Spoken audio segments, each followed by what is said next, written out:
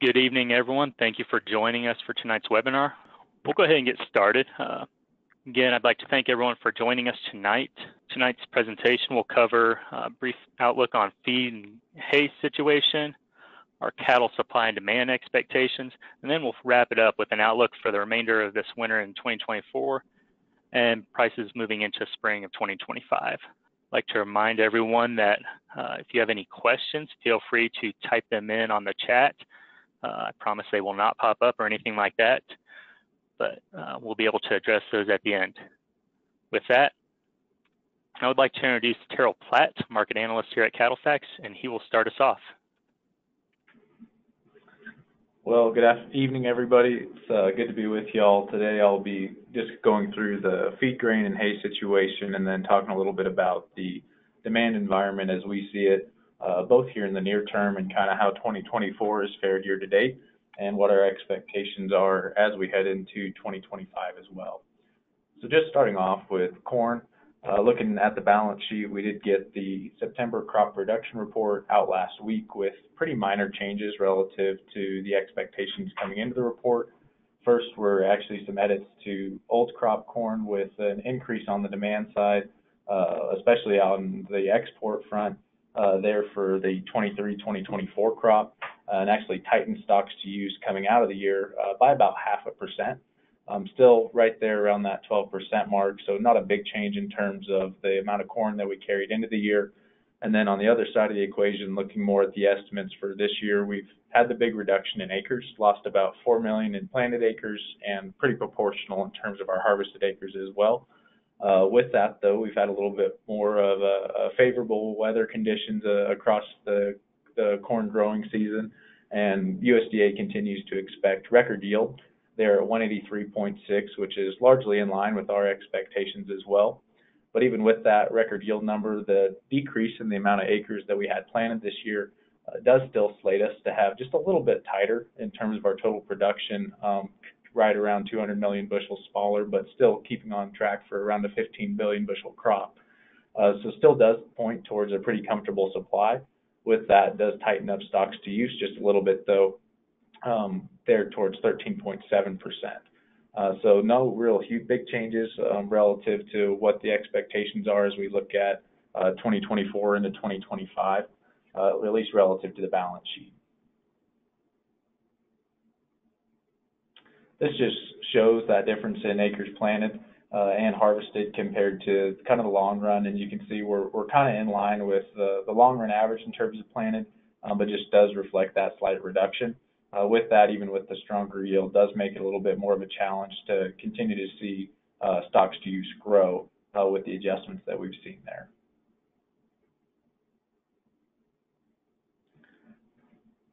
And then we are forecasting slightly above trendline yield, but getting back towards it, we made progress there in 2023 to get back towards trendline, and so just does kind of show that we continue to see gains in terms of the amount of yield that we're getting on the corn crop across the country. I think this is probably where we're most interested in is what does all this mean coming back to prices. And we've seen futures trade a fairly bearish pattern all the way through here as we came out of 2023 into 2024, have continued to see prices move lower and actually broke below the long run's kind of resistance area or support area of $4 and marked a low somewhere around 380, 385 there when we came into just kind of the end of August. Here technically, though, even though the overall trend does remain down, we've started to see a little bit of a shift in the pattern where futures are starting to get back above the moving averages, and does suggest that maybe we're nearing a support level on the corn side. And then just as we get more comfortable with the stocks to use level, we're maybe a little bit cheap relative to that 14, 13, 7% and trading closer to 15, 16% stocks to use. So I think that as we kind of come through, given what the fundamental expectations are, we're likely to have priced in the lower end of the range on corn, but we aren't expecting it to be a runaway either as we look into the first half of 2025. Currently, if we just look at the second half low for 2024 so far at 362 would have been back into probably the September futures market, not December. So that's the difference there between the low price level we priced in with going into the summer contracts into 2025, roughly a 20% rally, 20 to 22% rally. So we kind of expect corn to be fairly range bound as we get into next year as well, with good support here around that 380 mark and price potential towards 450 to potentially 470 as we work our way through the marketing year. That's not a big rally historically. I think ultimately we're just not expecting to see a huge shift in terms of the overall supply of grain as we go into harvest and into next year as well. And this just shows the market year range in terms of daily closing prices on spot corn futures. If we look at the 23-24 crop year, right about 442, that was kind of the big adjustment coming off of the spike that we saw in futures prices and corn prices around the early 2020 period. We've seen those readjust kind of just slightly above what that longer term average for longer term range was between kind of 2014 and 2018. And we expect that to hold for this crop year as well, with an average around 430 when we look at that marketing window. Turning over to the hay conversation, 2024 does look to be a year where we have seen improvement in terms of our hay stocks. 23 was one of the tightest that we've had going back in the data, just in the amount of hay that was produced with some of the lingering impacts of drought that we faced there, but a big improvement here in 2024. With the bigger hay supply, it does tend to correlate, feed prices, hay prices do tend to correlate back to the corn market. So if we look at, as we go forward, just the differences in production here, we do see that prices have come off a little bit for hay as well. This just kind of breaks that out a little bit more. We can see we actually lost a little bit in terms of harvested acres in 24 compared to 23, but our production went up largely as a function of better yield as we kind of extenuated or worked our way through the end of that El Nino weather pattern and still had moisture where we needed it across the country, had a better yield on the overall hay crop, and we're able to actually build production up just a little bit. Now, we do see that drought has started to come back across the country just over the last 2 months. You look at the top chart there on June 4th relative to the most recent data on September 10th, and you see the development of not just drought conditions, but dry conditions really spread all the way across the west, south, and central plains, and even into the southeast and into the Corn Belt a little bit. What does that mean to us as we kind of continue to see this shift towards La Nina into 2024? As we may not see as favorable of growing conditions when we talk about 2025. And so prices are likely to find maybe more stability here in the near term when we're talking about both hay and corn prices. You do see the adjustment relative to the increase in 22 and shifting back into 23 as we were able to start to get production back online. If you want to roll back one, Matt, there we are. The West obviously showing the biggest differences with the biggest run-up in price all the way into 22 that then came back down as we got into the second half of 23. But when we look across all regions, all four of these key regions, prices have largely stabilized. Kind of looking like they're starting to find support. Maybe the North and the South, it's still in slight downtrends, but I think that shift in the weather that we're starting to see, we should start to find better support for these prices. And if you have the opportunity to start securing inventory or perhaps extend a little bit of inventory into next year as well, or for 2025, the end of 25 as well, may not be a bad opportunity if you do have that available at your operation. And this just kind of shows the longer term correlation relative to both corn and hay prices. We see that as spot corn has rolled lower since the peak in 2022, hay prices lingered a little bit higher, a little bit longer, but eventually that relationship did come true as we got into the post-harvest season in 23.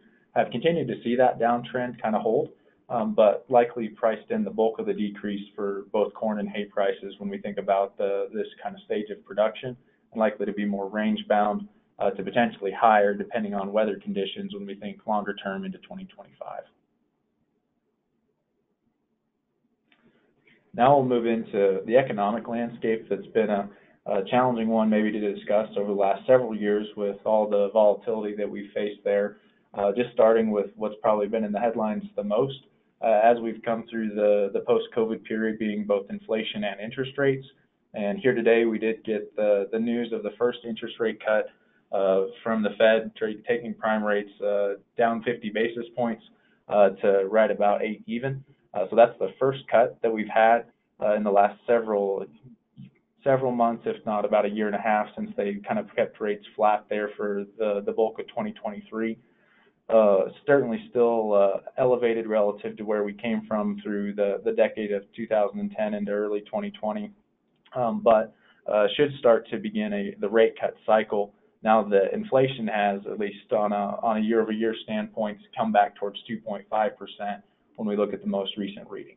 The target is still 2% for the Fed, but they've decided that we've made enough progress towards getting to that 2% number that they're willing to start lowering the interest rate in the balancing act to try to keep the economy chugging along and avoiding a recession without a major slowdown after dealing with this amount of inflation that accumulates to about 22% when we look at January 2020. I still think that the consumer has this on their mind in terms of their erosion of spending power that they faced coming through that period. But when we look at things from an unemployment standpoint, largely still in pretty good shape. So I think this has been something that's been a testament to demand as we've come through both 22, 23, and 24. And part of the reason we've seen the strength in demand levels that we have on the beef side all the way through. Because although unemployment has ticked up a little bit, started the year around 3.7% and is sitting right about 4.2% today, it's still historically low relative to the last 50 years. So even though the consumers are dealing with the cumulative impact of inflation, they've been able to maintain a job and bring home a paycheck and kind of left us with a reservoir of demand underneath the market, even if they aren't all that happy about the prices that they have to pay across the board. This is something that I think we want to keep a close eye on as we look into 2025. The general expectation that the Fed laid out is that unemployment is expected to reach closer to 4.4, 4.5% as we get into the end of 2024. Still, historically, if that's where we are, that's still a pretty comfortable level in terms of unemployment. That wouldn't be a huge risk to us from a recessionary standpoint. So you look back at all the gray lines coming through the year, the gray shaded areas. That's the kind of increase in unemployment that you see that usually is coinciding with the recession that would be more detrimental to us from a demand environment standpoint. So we aren't expecting to see that today. It doesn't mean that we aren't still at risk of an economic slowdown, but it does appear that so far things are holding together quite well on an unemployment standpoint. And this might be a big reason as to why we haven't seen that. If you just look at job openings relative to the amount of people that are jobless and wanting a job, we still have a favorable spread between those two categories, where we have around 7.6 million open positions and about 5.6 that are unemployed and looking for a job today. So there's still about around 1.5 jobs open. Maybe not all of those fit perfectly together for that person to go out and find the right job, but there is a reservoir of kind of a spread there that's still favorable and quite a bit different if we were to look back to the global financial crisis period between 2008, 9, 10, where we've been able to actually maintain more job openings than we do have people that are looking for a job. One that we'll still want to keep a close eye on, and we have seen it cool. We have seen the amount of job openings trend lower, and so far that's been at a pace that has been adequate or more in line with making the Fed comfortable enough to start cutting rates without tipping us into a full-scale recession. One of the other reasons that we've probably had some level of stabilization in demand, incomes, although they haven't been growing, they still remain historically high. Obviously not as strong as they were during the influx of the COVID dollars and the transfer payments that took real per capita disposable income off the chart during that 2020, 21, 22 period. But we have seen incomes recover off the dip that we saw into 2022. And we did feel a little bit of a demand slowdown on the beef side in 22. So as we've seen that actually catch back up with inflation coming lower, we have those back at a fairly reasonable level, even though the consumer is not necessarily gaining spending power. I think when we look at the overall inflationary environment, we'll still need inflation to continue to hang out in that 2 to 3% range. and ultimately it's just going to take time for wages to continue to increase and be above inflation before we get the consumer to an area where maybe they're a little bit more happier about what everything's costing relative to where their income and what they got used to as we were coming into that COVID period. And if we look at retail prices, beef prices have continued to stay historically strong. We've continued to outpace some of the other proteins as well, even all the way through here, even as we have, as Matt will talk about, supplies that are a lot closer to a year ago than we initially expected coming into the year. We still have beef prices that are at record levels and have been at record levels really all the way through the summer time frame. Got on top of $8.15, $8.16 for the all fresh price. So continuing to look like prices are fairly stable. We're likely limited in terms of how much higher this can rise in the near term, just when we think about the all fresh price or the ground beef price relative to some of our competing proteins. We have maybe stretched the limit a little bit there, but it doesn't necessarily, it's not in our expectations to see a big adjustment lower in these retail prices. We think we're on track to average right about $8 a pound on the year, which leaves plenty of margin in the system ultimately when we're talking about the support back to fed cattle prices, feeder prices, and calf prices alike.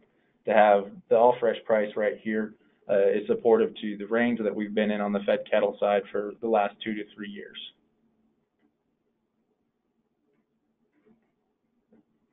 And when we look at things just on a demand standpoint as well, even though we have the conversation that there's slowing customer traffic and things like that at the restaurant level, and consumers are still feeling the pinch of higher prices, we haven't seen that translate to a big slowdown in retail beef demand as we've come through the year.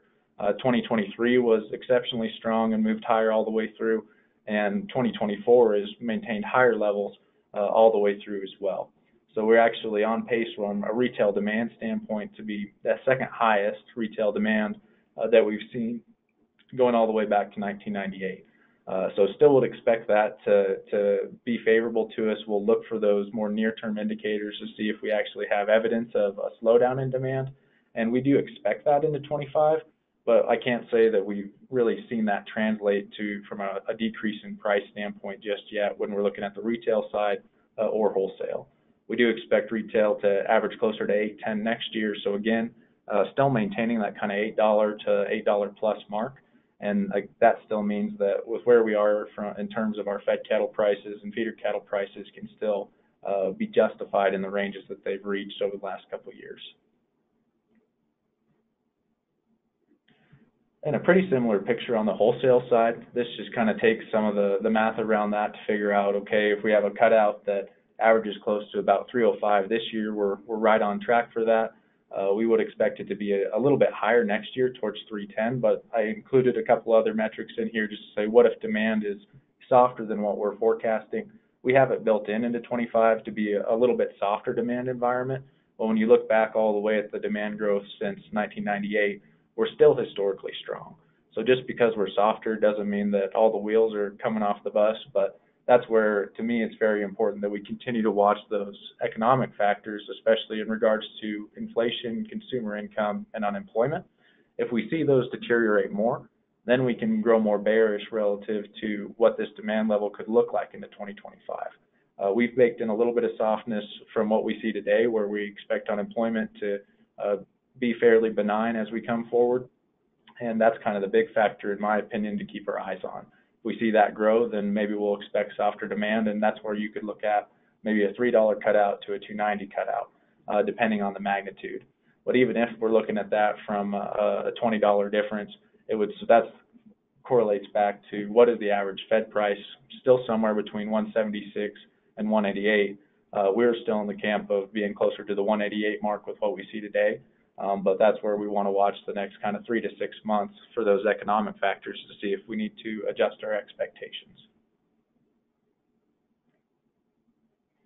One of the signals that we do see as a caution flag is this Restaurant Performance Index.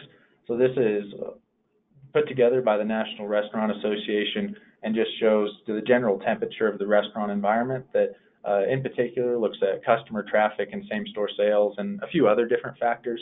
And really across the board, when we look at the major index on the top left, or the expectation and current situation on the bottom left, and then the breakdown of those two factors on the bottom right, they all point towards more of a contractionary phase on the restaurant side. So that's a pretty stark difference. We obviously had a huge swing in this when we had the restaurant reopen period there in 2021. But as we've continued to feel the cumulative impact of inflation and have customers that are maybe thinking a little bit more about exactly where they're spending their dollars, we have seen that slip a little bit. So that to us is a caution flag for demand, and one of the bigger reasons that we do still expect demand to be a little bit softer in 25. But to where we are today, we aren't expecting it to be a full recessionary type of demand level like we faced in 08, 09. And I think just one of the other big things that's added a lot of demand resilience to us and allowed really the big driver in demand growth over the last kind of 15 to 20 years does come back to the quality of the product that we're producing as an industry today. We continue to see improvement in terms of our choice grading percentage and our prime grading percentage, especially this year. We're actually not quite going to get there, but we've had a couple of weeks in here where we've had nearly more prime grading cattle than we have select grading cattle. So a lot of that certainly is not just genetics, but also the added days on feed with the cheap corn costs and the value of gain with the fed cattle market averaging about 184, cost of gains probably down around $1, $1.10. It pays to feed cattle longer, and we've seen the impact of grade on that as well. But with the higher quality products that we're putting in front of consumers, I think that we can't discount that this has helped build in a little bit of demand resilience for us, even as we face this more turbulent economic environment from a consumer perspective. Thank you, Terrell.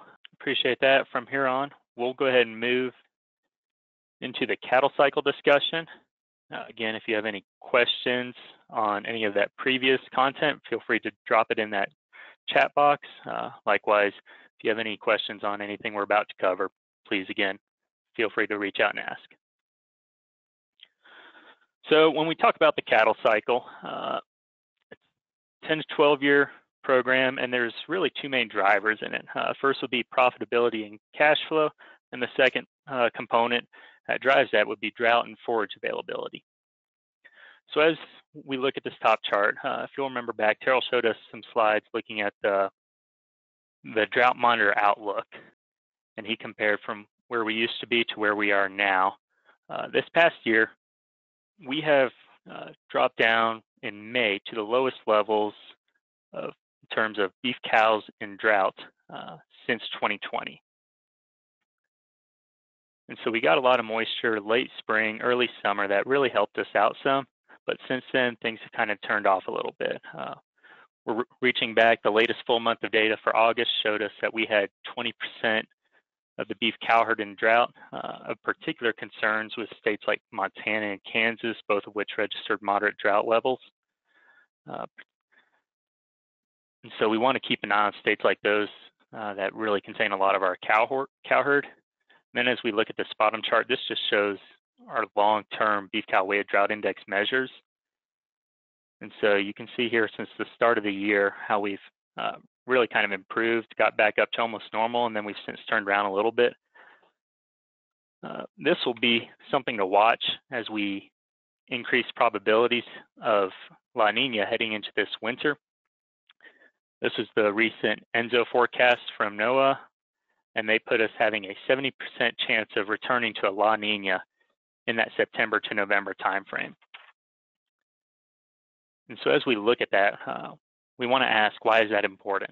And so what this means is warmer and drier winters and spring, particularly in the southern plains. Early on, over the next few months, this should provide a little bit of moisture and some much needed relief, particularly to that northwest region. But then as we move a little bit further on out, we expect to see a little bit more drought conditions, so a little bit less precipitation levels, and that will be followed by a little bit more heat, a little bit warmer temperatures, particularly again in these southern plains. And so as we think about all of this, again, this is one of the two main components that drives our cattle cycle. And we want to think about how it impacts our beef cow inventory. So this is based off of the January 1 beef cattle report. And so this showed us starting the year at around 28.2 million beef cows. And so this is down 11% from that recent high back in 2019. And as we look at this, this past year, we've really kind of entered or transitioned from that downward trending stage into a more stabilization period. I say stabilization, we have not seen enough action yet or movement to start to describe it as being a retention and expansion period. We do expect to see a little bit of heifer retention. I'll kind of touch on more of that here in the next few slides. But again, the main point here is to just see this slowing down. And we want to compare this back to the last cycle low. So we looked at 2014, that was a very sharp bottom and a very sharp increase. So we call this a V bottom. This time around, it's a lot slower and more of a U shape. And so as we think about it, looking at this year, so just so we're on the same page here, females that are retained in 2024 will be bred in 2025, should have their first calf in 2026, and then they will register as beef cows on this report moving into 2027. So again, very mild heifer retention to date, but here's how we expect it to kind of go moving forward. And so when we think about that expansion or contraction, there's two main levers you can pull. That's on the beef cow slaughter side and the heifer retention side. So when we look at beef cow slaughter, this top left-hand chart tells us that year to date, we're down around 16% in terms of harvested beef cows. And so you can see this is a little bit more stabilized down here. But remember, this is on a head count. So then when we turn around, we apply that to the January 1 inventory to get a measure of beef cow culling. You can see here where we've been the last couple of years. 2022, we were around that 13%. 2023, we were a little bit closer to that 11, 12%. And then this year, in 2024, we've really kind of dropped back down to more of that 20-year, that long-term average period, indicating that we've kind of reached that level of stabilization in terms of beef cow culling. So again, this just shows that long-term, this year we expect to be right around that 10.5% from a culling rate standpoint. And that 10% line really makes, or to get below that level is really where what we consider to be a stable turnover rate, where opportunities for expansion comes on the back of replacement heifers. But all in all, I mean, this is a very slow ship to turn, and we just have to remember where we were back at these record high levels in 2022, 2023. Then as we turn around, we look more at the replacement heifer side of things. Again, this is based on that January 1 report. Starting out the year, we had a few more heifers designated as beef replacement heifers than we did in 2023. Again, very small increase, which transitions back to that small transition we'll see here in 2026. And so what this tells us is that expansion is going to happen. It's just going to be a lot slower than what we were originally thinking. And so as we start to look at more heifers retained this fall, they will show up in that 2025 report. But again, slower expansion due to a lot of these headwinds. Terrell touched on one of them when he talked about interest expenses. They are coming down, but the cost of money is still a limiting factor for a lot of producers looking or thinking to expand their operations. Just adds another headwind or another hurdle that they must overcome. Other considerations whenever we talk about expansion would be, in addition to this financing side, but more producer demographics. So again, aging producer is a common theme that we talk about. The overall urban sprawl, the land that we're having to give up to this development of housing and properties and such like that. And so again, some things to think about that will just slow this expansion. So we talked about cow slaughter. Let's look a little bit at heifers as a percentage of fed slaughter. Year to date, heifers as a percentage of fed slaughter running almost identical to 2023. Again, these are very high levels historically. But as we've moved a little bit later into the summer, that percentage of heifers started to decline a little bit. Looking at the bottom chart again, we're kind of remaining range bound the last couple of years, again at these very high levels. And so we'll need to start to drop that down a little bit, or when we do start to drop that down a little bit, that'll be one of our first indicators that we are starting to see a little bit more meaningful expansion. Here, this is based on our CattleFax placements data within feed yards. Heifers as a percentage of steers are starting to drop back down to closer to that long-term average, again, reflecting some of that stabilization, but not quite low enough to give us signs that we're seeing meaningful expansion.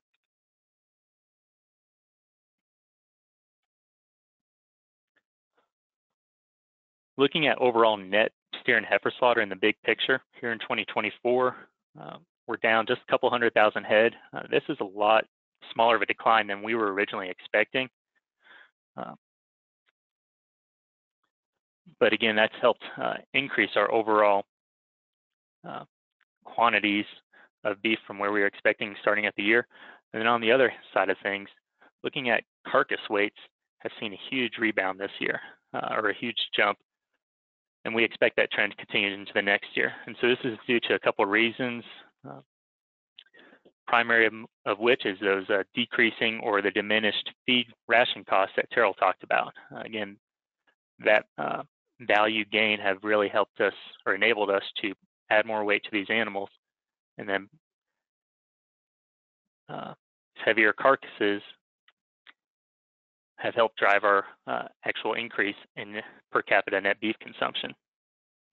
And so this overall metric takes into account the balance of trade. And so when we think about our exports, our beef exports on the year were steady, which is actually pretty impressive considering we have reduced headcounts.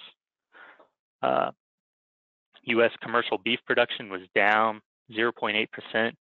Again, that was not on fed slaughter. Fed slaughter actually increased slightly just due to those heavier carcasses, but that's primarily driven by that reduced cow and bull, that non-fed slaughter. And then finally, imports are up 20%. And so when we look at all of these factors, it actually led to a little over a half-pound increase in per capita supplies this year. And on these larger supplies, that makes that retail price data that Terrell showed us even more impressive.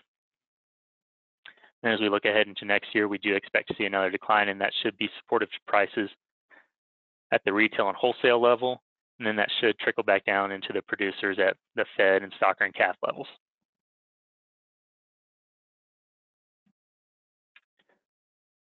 So now we've kind of talked a little bit about these bigger picture cycle impacts. We're going to do a deeper dive into the cattle market outlook for the remainder of this year and early into 2025. So coming back to cattle on feed, we have a cattle on feed report coming out on Friday. This is our September estimate for it. We expect overall on feed inventories to jump back, and they should get around 1% above year-ago levels. And then we kind of expect through the remainder of the year to track very closely, again, with that 2023 value.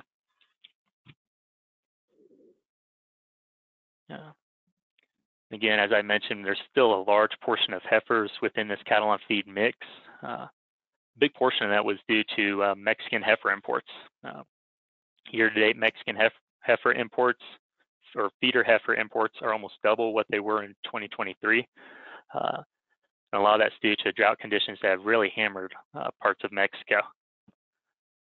And with the drought with the drought monitor update and looking ahead, that that might not slow down anytime soon. So again, that's contributed to this overall on-feed mix.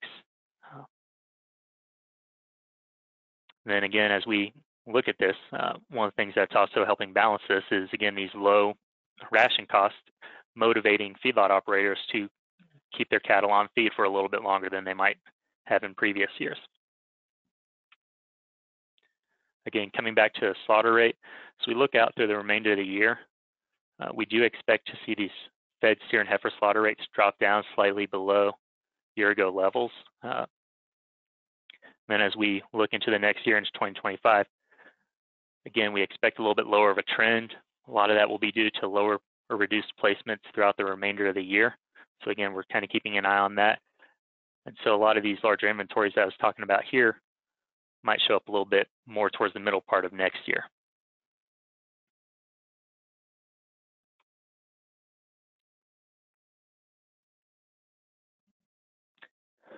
As we take that and look at that Fed steer price, last 6-7 weeks, we've been in a downward trending market.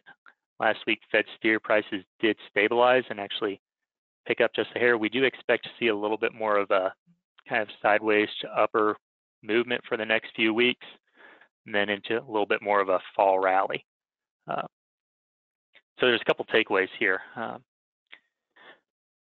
As we think about that fall rally, again, that will be driven by holiday rib demand, and again, a little bit reduced inventories. But overall, big picture here, one of the things that heavier carcass weights have done is they've pushed back the seasonality of this Fed steer price. And so now we're seeing our decline in Fed steer prices a little bit later in the year. And the challenge with that is that it then puts the lower end of Fed steer prices right around that October-November timeframe, right when a lot of cow-calf producers are marketing their calf crop. And so again, we want to recognize just the importance of this and how it trickles back down. And that'll be something we will want to keep an eye on in the next few years to see if it is, again, continuing this new trend to where the seasonality will be pushed back, and that will give a little bit less time, or it will shorten that time frame, which we can see into that fall rally. Overall, this year, we're expecting Fed steer prices to average around 185. Again, the reduced inventories should push those prices a little bit higher into the next year,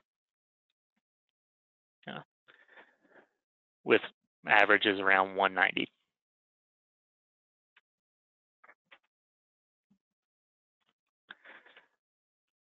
Keep talking about reduced inventories. This was based on our estimates for what is normally the July 1st cattle and feeder supply outside feedlots. Again, this reduced inventory will really start to show up into the next year, or into mid to late next year. And then we expect this to further decline once heifers start to be actively retained. So again, this will be something, or a useful metric to kind of help predict the coming years. And as we correlate that with our feeder cattle index, you can see again that decline in the last 6-7 weeks following the Fed steer market. And so right now, these are where futures are predicting the next few months. As we compare that to our index on a basis standpoint, looking at this bottom chart, it does show that we're trading pretty high basis, and at some point, this is going to have to turn. And so when that does, we expect futures instead of the feeder index to actually turn. We expect the futures to start to pick back up. And then as we look at, this is our March feeder cattle futures contract. Looking at where we're at now, we've established a pretty good base at these lower levels. Again, we have dropped off in the last month or two. And so at this point, if you're thinking about this from a risk management standpoint on these March feeders, we're at a point where patience is warranted. We would wait until prices start to rebound a little bit into that 240, 245, 250 level before we start to consider coverage, or adding or implementing coverage.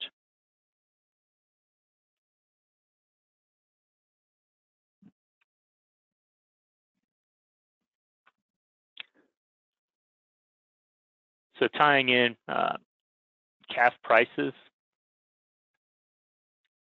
year to date, we're averaging around $315 per hundredweight for 550-pound steers. Again, we've started to enter that seasonal decline. We expect prices to level out around that 280 mark or so before they pick back up and start to trend higher into the fall.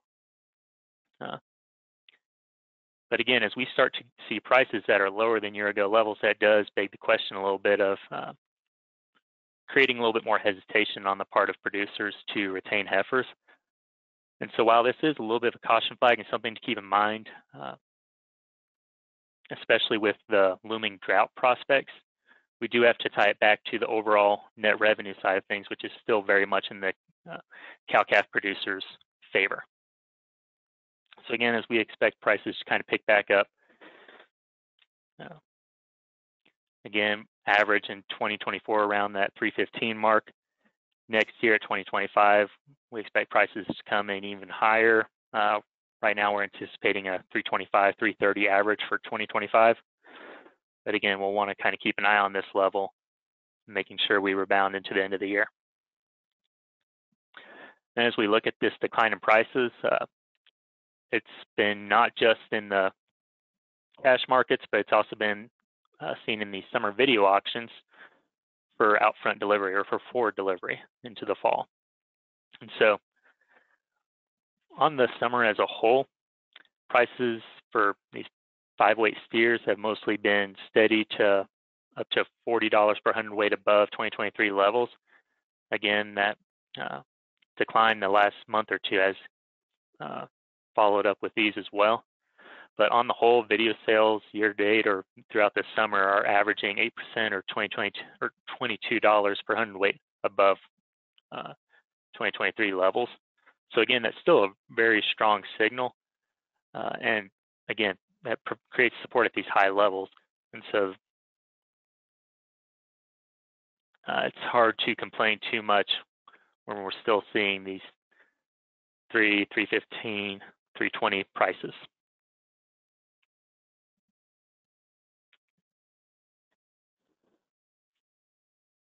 So as we start to think about a few options for these calves that we're weaning or that we're going to be close to weaning this fall,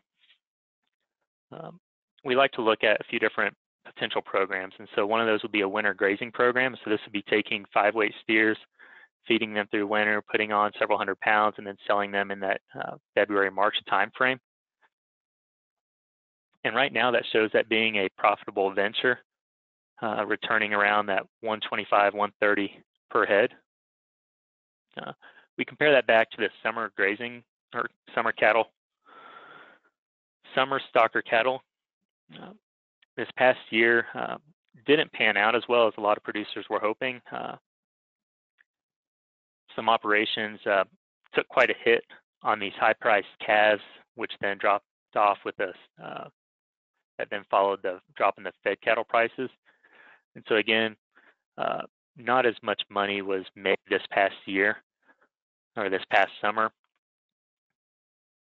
But again, as we're looking at these fall weaned calves, we do expect to see a little bit more value added there for holding them through the winter. One option that we're seeing from producers is taking some of this additional grazing that they have due to having destocked or having reduced their herd and trying to feed out some more heifers on it. That way, producers have the option of keeping these heifers back and pushing off the decision on whether or not to retain them for a little bit longer, whereupon they can kind of check in February, March, April, and see a little bit more of what the La Nina is doing, see how mild it is or how prolonged it is winding up before they can make a decision on those heifers. So again, that's a approach we're recommending to quite a few producers if they have the forage available this winter.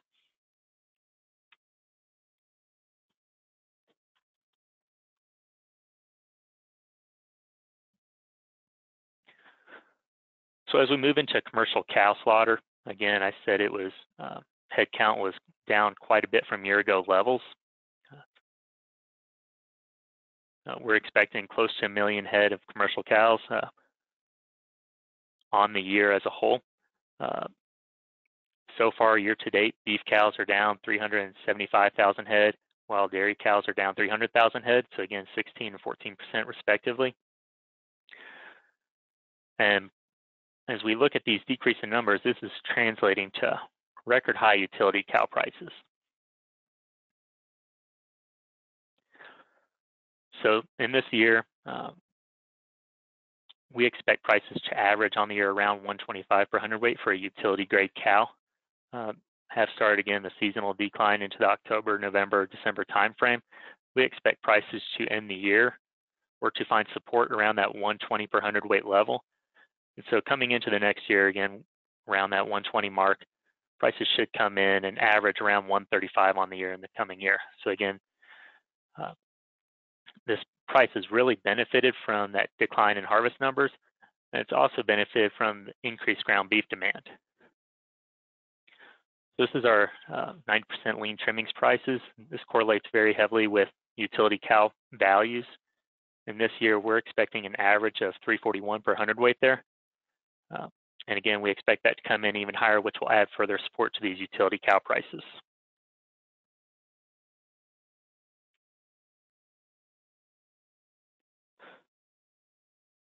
So again, as we're entering in the season where producers are weaning their calves, they'll have some more cull cow decisions to make. So this is a simple model we've built that takes cows retained in November and held and fed through February. It also assumes a little bit of weight gain through that winter feeding time frame, and includes items like vet med, interest expense, a little bit of death loss.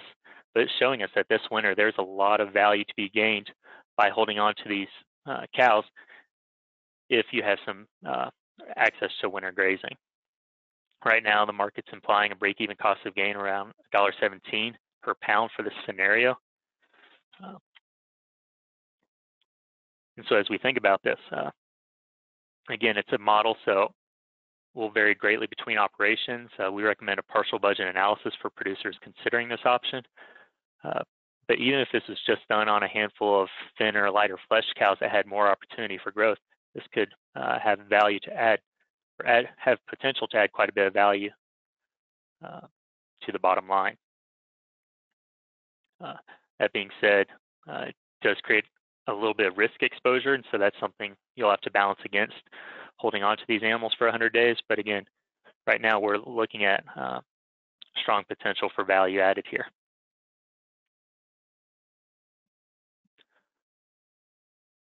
So as we shift more into the bred female side of things, looking at this long-term spread between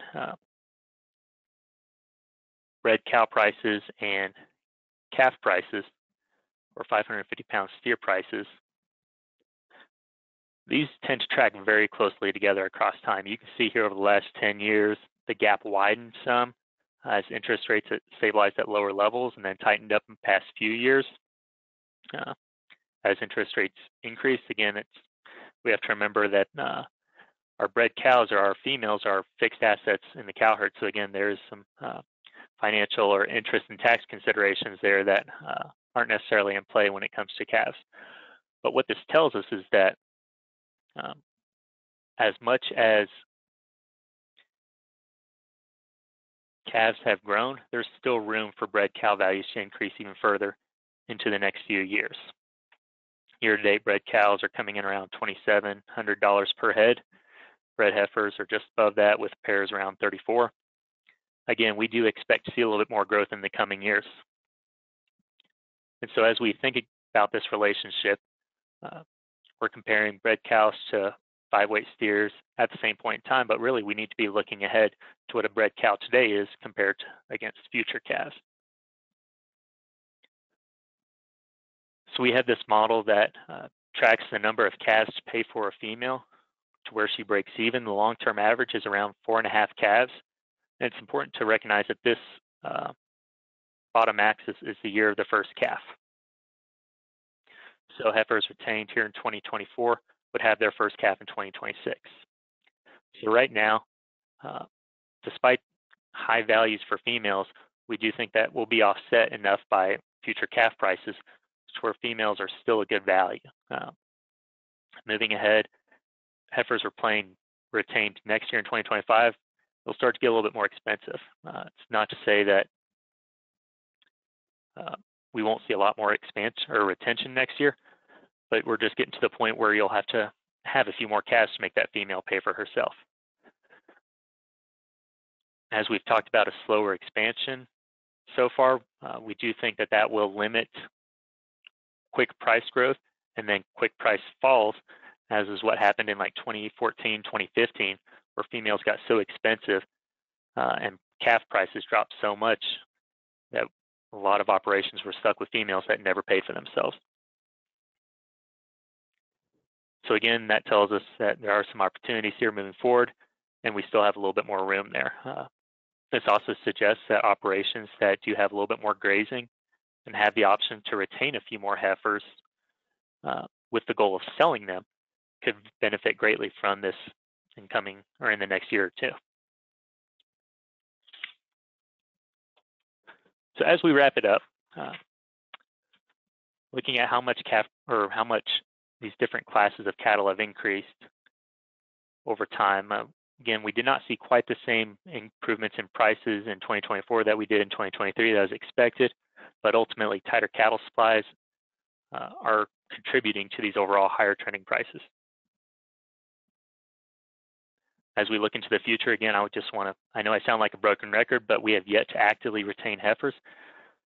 And so what that does is that helps us maintain a slower expansion than the previous cycle. And what that does is that helps prolong these higher trending prices. So as we wrap it up, again, we invite you to ask any questions that you may have. Terrell and I'd be happy to answer them. And thank you again for joining us tonight.